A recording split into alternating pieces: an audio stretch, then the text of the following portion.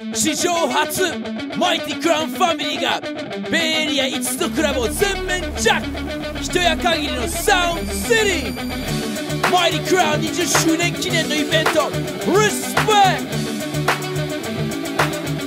ト。横浜ベイホールではインターナショナルクラウンジョグラーストリート、最先端のダンスホール、ヒップホップ R&B、 サウンドシステム by マイティクラウン。海外からはバンキーハイ from New Jersey、 Steely Butler from Brooklyn, New York、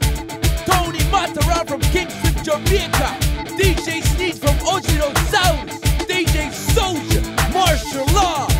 Ivan。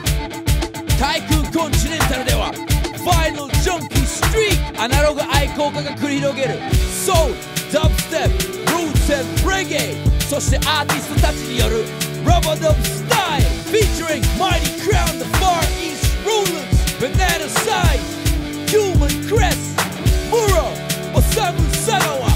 7-star with sound system featuring artists by H-Man, Junior D, Moomin, Nanjaman, Papa Yuji, Yo-Yo C、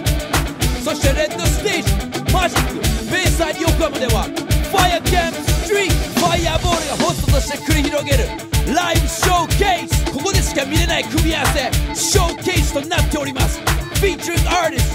Fireball、 Papa B、 iChin、 Cargo、 Enchi Head、 Ojiro Saurus、 Rude Boy Fierce、 Rui、 Real Skywalker、 Dorak、 Sound by Mighty Crown、 Captain C、 Delta Force、 Unity Sound、 Sound System by Hydro Sound。 タイクーンでは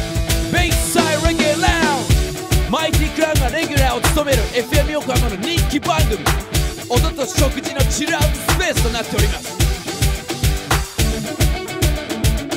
マイティクラウンエンターテインメントプレゼンツマイティクラウン 20th Anniversary Respect。 2011年5月3日火曜日22時オープンスタート。横浜ベイホール、ベイサイド横浜、タイクーンコンチネンタル、タイクーン名付けてサウンドシティ。前売り4500円ドリンク別、当日5000円ドリンク別、この料金で全5クラブ入場可能。For more